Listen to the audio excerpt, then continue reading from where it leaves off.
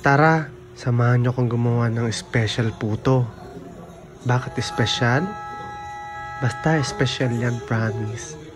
Promise! So una muna, hiniwalay natin yung pula sa puti. Kailangan lang natin dyan is yung egg white. Ayan. So hiwalay lang natin yung egg yolk. Ganyan lang ang pag-hiwalay na ginagawa natin. So ngayon naman, dito ay sinasala natin itong ginagamit nating cake flour. So 3 cups yung gagamitin natin na cake flour kasi medyo madami-daming gagawin natin. Dahil nga pabida tayo, gusto natin madami. At dahil nga madami ang kakain niyan, syempre. So after natin yan, maglalagay naman tayo ng 2 teaspoon ng baking powder at saka pinch of salt. And then naglagay na rin tayo ng sugar, white sugar. Tapos yan, mix lang natin. Pagkatapos maglalagay tayo ng 2 cups of water at 1 cup of fresh milk. O, diba? Tapos imimix lang natin all together ang mga ingredients.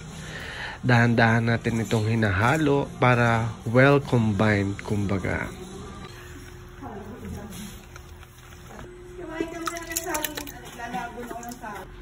So dito naman, gamit ang ating mixer ay nilagay na natin itong ating 8 pieces ng egg white hanggang sa maging mirang.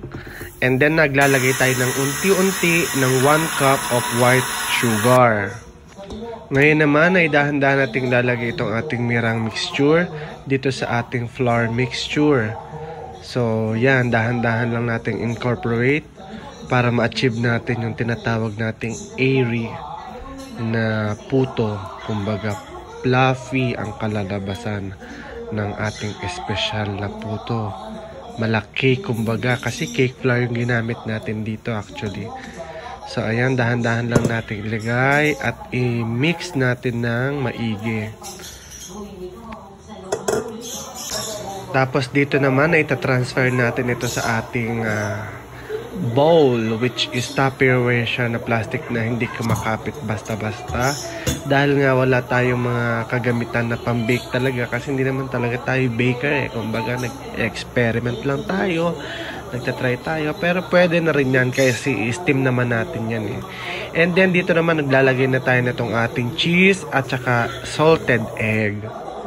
At yan na nga, matapos nating mailagay ang ating mga sangkap, ay i-steam natin ito ng mga 30 to 40 minutes hanggang sa maluto.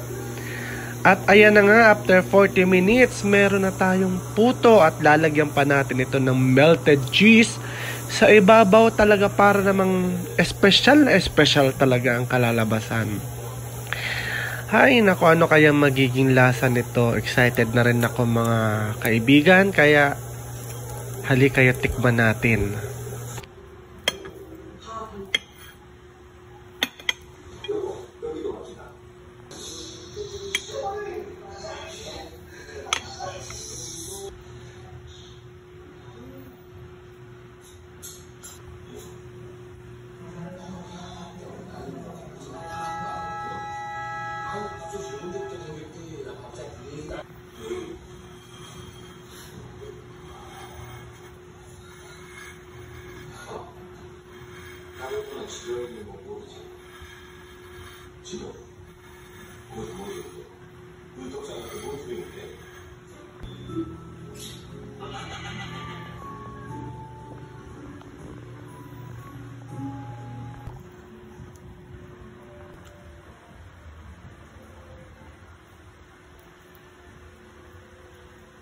Yasang puto. Ayos ba, Idol? Sarap. Bakery ka na kalabayan ng kapalaran.